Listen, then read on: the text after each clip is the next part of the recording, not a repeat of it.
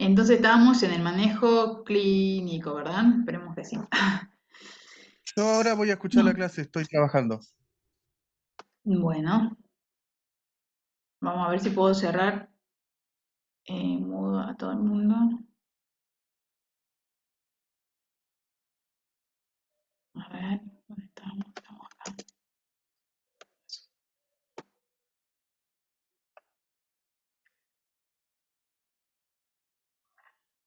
Bueno, como estábamos diciendo, obtener el acceso venoso, ya sea periférico o vía central. Generalmente se prefiere vía central por una cuestión de que se puede hacer mejor manejo de los fluidos, monitorear con la presión venosa para ver qué tan deshidratado está el paciente. Ahora está el uso de la ecografía crítica, así que se puede medir la vena cava también. Si el paciente está muy deshidratado, lo que se dice es que se tiene que hidratar hasta que, que se observen algunas líneas B en el área pulmonar, a través de la ecografía pulmonar, por supuesto. Pero siempre, bueno, calculando la deshidratación que puede tener este paciente, por supuesto. Iniciamos con infusión de solución fisiológica, iniciamos la infusión de insulina endovenosa según cómo se maneja en cada centro. Lo que acá sugieren es que sea 1:1, 100 mililitros de solución fisiológica más 100 unidades de insulina corriente. Se puede manejar a través del algoritmo RCCC, que son 3C, que tiene muchos algoritmos, que es buenísimo esa página si quieren entrar. Colocar la sonda vesical porque es importante el ingreso y el egreso, y el ayuno.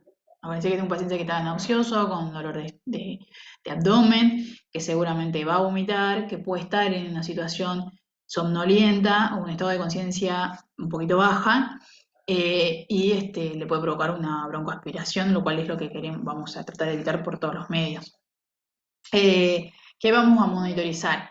Vamos a dividir este tratamiento, este manejo clínico en 6 horas. Las 6 primeras horas una cosa, entre las 6 y las siguientes 12 horas otra cosa. Siempre lo mismo, pero vamos como alejando la toma de muestra de sangre de los controles, digamos, del laboratorio. Al principio es casi horaria y a partir de las segundas 6 horas ya se hace cada 2 o 3 horas, dependiendo de la evolución del paciente.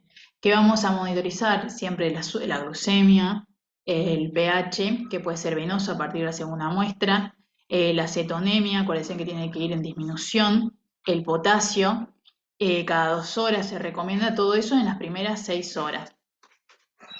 Siempre hay que evaluar el estado de conciencia, la situación cardiorrespiratoria, acuérdense que el paciente puede hacer una depresión respiratoria, eh, y considerar la protección de la vía aérea si es que el paciente, bueno, sigue deteriorando. El drenaje gástrico a partir con una sonda nasogástrica también, y este es un paciente que debería estar en cuidados críticos, ya sea en unidad intermedia o terapia intensiva. Entonces, ¿cuál va a ser la valoración bioquímica de este paciente?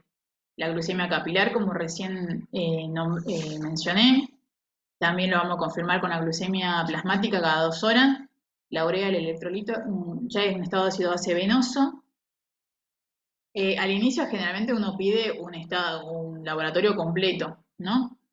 Hay que buscar la causa, que puede ser un cuadro infeccioso. Vamos a ver los síntomas del paciente. El paciente, mientras más somnoliento esté, es más difícil de poder saber qué es lo que le determinó este cuadro, así que hay que hacer más exámenes complementarios. Si el paciente está vigil orientado, seguramente no va a poder explicar si hizo una transgresión alimenticia, si dejó el tratamiento, si está con dolores para orinar. Entonces nos va llevando a poder realizar el diagnóstico, ¿no? O la impresión diagnóstica. Siempre hay que hacer electro. Sugieren también, bueno, la radiografía de tórax. El electro por las alteraciones que puede tener el potasio. Acuérdense que es un paciente que puede tener alterado el potasio. Después, bueno, monitorizar la parte cardiovascular y la saturación de oxígeno. Eh, ¿Alguien está por ahí que me quiere ayudar a leer, que esto es un montón? Sí, si querés, yo te ayudo. ¿Me Dale. escuchás? Ah, Sí, genial. pero no te veo. Ah, no me debe andar bien la cámara, a ver, para. ¿Cuál es tu apellido, tu nombre? Sánchez Verónica, ¿no aparece mi nombre ahí? Espera que te estoy buscando. Porque me cambié de la compu al celu porque se me quedó sin batería, capaz que es eso. A ver. Acá está, sí. Está con la camarita apagada. Sí, hablemos de la reposición de volumen. Em, Ay, perdón, apago el micrófono porque no sé manejar el teléfono. Reposición de volumen. Evaluación de la magnitud de la deshidratación. Esto en ocasiones no es fácil, ya que no se manifiesta a través de parámetros objetivos, como la tensión arterial o la frecuencia cardíaca. Evaluar otras causas de hipotensión como sepsis, insuficiencia cardíaca, etc. Iniciar con 500 mililitros, de solución salina en 10 a 15 minutos. Si la tensión arterial sistólica no supera los 90 no lo sé leer, perdón, Milímetros de mercurio. milímetros de mercurio, repetir la expansión con otros 500 mililitros, habitualmente con 1000 o 1500. De expansión se consigue la normalización de las cifras tensionales. La persistencia de hipotensión arterial debe ser indicación de que el paciente sea transferido a la UCI. Una vez alcanzada una tensión arterial aceptable, el régimen de reposición puede enlentecerse hasta completar entre 4 y 6 litros de cristaloides durante las primeras 12 horas. Ahora vamos a hablar de la insulina. Tenemos que estimar el peso del paciente. Gracias, Verónica.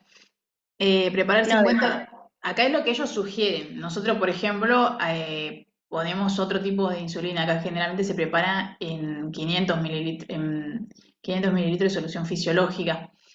Pero el punto es saber qué sistema se utiliza en cada lugar de trabajo, y utilizar el que la mayoría de los que trabajan ahí estén adecuados, eh, o habituados, digamos, a ese régimen.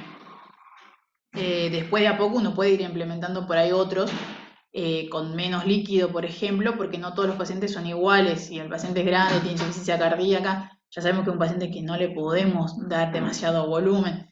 Entonces, también armar de esas estrategias. Acá lo que sugieren son 50 unidades en 50 mililitros de solución fisiológica en una bomba de infusión continua. Siempre, eso sí, siempre en bomba de infusión continua. Al ritmo de la velocidad de 0,1 unidad de insulina por kilo por hora. Por ejemplo, si el paciente pesa 70 kilos, iniciar a 70 mililitros. Tomarle la glucemia a la hora y ver si hay que aumentar o disminuir según la tabla que se utilice en cada centro. ¿Qué vamos a hacer en las primeras 6 horas? En las primeras 6 horas los objetivos son disminuir la cetonemia y suprimir la cetogénesis. ¿Cómo lo vamos a hacer? Incrementando el bicarbonato, descendiendo la glucemia a través de la bomba de insulina, mantener un potasio en niveles adecuados, evitar la hipoglucemia, eso es esencial, que el paciente siga con los parámetros normales después de la saturación, la temperatura, el estado de conciencia, la diuresis, e iniciar profilaxis de trombosis venosa periférica. Empezar con heparina o enoxa. Esto es muy importante. La glucemia no debe considerarse como indicador de resolución. ¿Qué quiere decir? Porque tengo una glucemia por debajo de 150, no quiere decir que el paciente salió. Quiere decir que tal vez lo estamos subtratando al paciente y nos estamos olvidando de poner el paralelo de dextrosa. Lo que a nosotros sí nos garantiza de que el paciente está saliendo o salió del estado de cetoacidosis es que los cuerpos cetónicos sean menor a 0,3 o ya no estén. Siempre va a haber un vestigio igual en las primeras 6 horas, por supuesto. El bicarbonato sea mayor de 18, eso es sumamente importante, y que un pH sea mayor de 7,30. Eso nos habla a nosotros de que son parámetros de recuperación de la cetoacidosis diabética. Si no llegamos a esos objetivos, tenemos que reevaluar y algo no estamos haciendo, estamos subtratando al paciente. Bueno, acá como les decía, los parámetros, los valores, la valoración metabólica que hay que realizar en las primeras 6 horas, generalmente es horaria, por lo menos, o sea, hay que sacar cada 2 horas un laboratorio control. Después uno siempre se adecua al trabajo, pero las primeras 24 horas del paciente con cetoacidosis, la verdad que uno hay que ser muy estricto, no solamente en la cetoacidosis, sino en todos los pacientes que ingresan con un cuadro crítico, porque las primeras 24 horas de subtratamiento el paciente lo va a sentir, ¿sí? Y cómo se va a traducir en una mala evolución del paciente. Y con eso mayores días en la terapia intensiva y aumento de las probabilidades de muerte, que es lo que uno tiene que tratar de evitar. Digamos, todo lo que nosotros estudiamos y toda esta ciencia basada en la evidencia es para que evitar ese resultado, la muerte precoz del paciente, porque hay pacientes que hay en un punto en que con un tratamiento enérgico o constante o con estas pautas saldría y se beneficiaría. Y si están subtratados, ya sabemos cuál puede ser el resultado. Entonces, es más que nada eso, tenerlo en la cabeza. Esto lo leen después bien tranquilo. Lo importante, la cetonuria puede permanecer presente, aunque la cetocidosis haya sido resuelta, eso es importante recordarlo. Si la glucemia es menor de 200 miligramos por decilitro, hay que iniciar una solución glucosada al 10% en paralelo a la infusión de insulina, que puede ser a 7 gotas, lo que nos permita seguir pasando insulina. Así que eso va a variar la infusión va a variar de lo que necesite el paciente para que podamos seguir pasando insulina. Identificar y tratar las condiciones desencadenantes. Una infección, solicitar cultivos, iniciar tratamiento precoz, antibióticos. Si la alimentación, bueno, por ahora va a estar en ayuno. Si fue el que dejó el tratamiento, bueno, ya está tratado, así que, o tratada. Porque acuérdense que es más prevalente en mujeres. Ya pasaron las primeras 6 horas, cumplimos con todos los objetivos. ¿Qué tenemos que seguir? Bueno, continuamos con nos aseguramos que en esas primeras 6 horas haya esta mejoría en los parámetros clínicos y bioquímicos, o sea, que disminuyó los cuerpos cetónicos, aumentó un porcentaje el bicarbonato, aunque no haya llegado a 18, aumentó también la acidosis, o sea, está en menos ácido que cuando ingresó, digamos. Identificar las complicaciones secundarias al tratamiento. Continuar tratando los factores precipitantes, por supuesto, como ya mencioné, y evitar la hipoglucemia, eso es muy, muy importante. Siempre ver también el potasio, acuérdense, en todos los valores, esos son muy importantes. El paciente debe mejorar su condición clínica tras la normalización metabólica. De no ser así, hay que evaluar las posibles patologías coexistentes. Puede ser que el paciente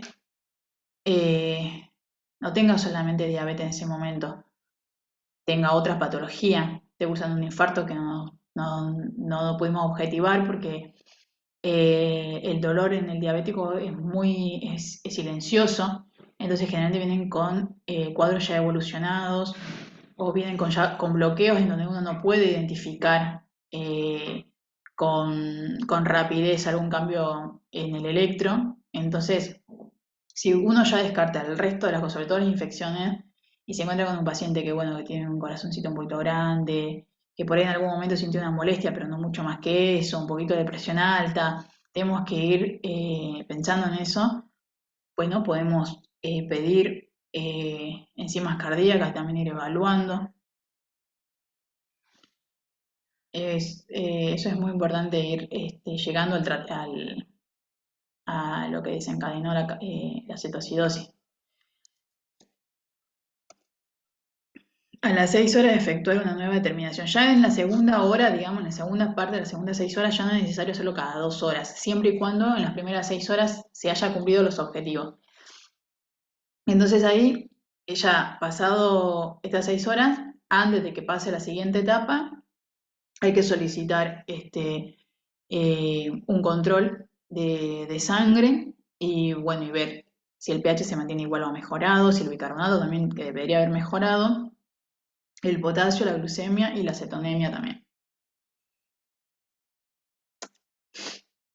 Entre las siguientes 12 horas hay que continuar, por supuesto, con la mejoría y la normalización de los parámetros clínicos y bioquímicos. El paciente en estas siguientes 12 horas debería de salir de la cetocidosis diabética y ya poder iniciar la vía oral, la insulina corriente, ponerle su tratamiento habitual.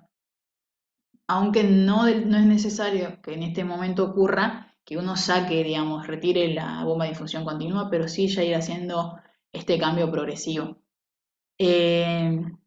Identificar complicaciones productos del tratamiento, como cuáles podría ser, por ejemplo, el paciente viene un paciente sumamente deshidratado, pero es un paciente que ya tiene alguna complicación cardíaca, por ejemplo. Entonces, uno obviamente que hidrata a este paciente porque es lo que necesita, pero al sobrehidratar puedes crear alguna complicación cardiorrespiratoria. Entonces, ser en esto muy generoso o agregar el tratamiento, hacer tratamientos mixtos. Si el paciente ya mantiene un patrón estable de ingesta de alimento, pasar al régimen de insulina subcutánea, ya podemos ir haciendo este cambio. Y se debe comenzar antes de suspender la insulina intravenosa. Antes de que pasen en las siguientes 12 horas hay que repasar estos parámetros bioquímicos y metabólicos que continúen en mejoría o que realmente confirmen que el paciente salió de la cetocidosis diabética. Si esto ocurre, si el paciente realmente salió, aceptó bien el tratamiento, entonces podemos reinstaurar el régimen de insulina subcutánea, que generalmente es el tratamiento con el que tenía antes de que llegara al hospital. A veces hay que ajustar un poquito más esa dosis. Y si la cetocidosis no está resuelta aún, hay que repetir el tratamiento como si estuviera en las primeras 6 horas y reevaluar al paciente. Eso.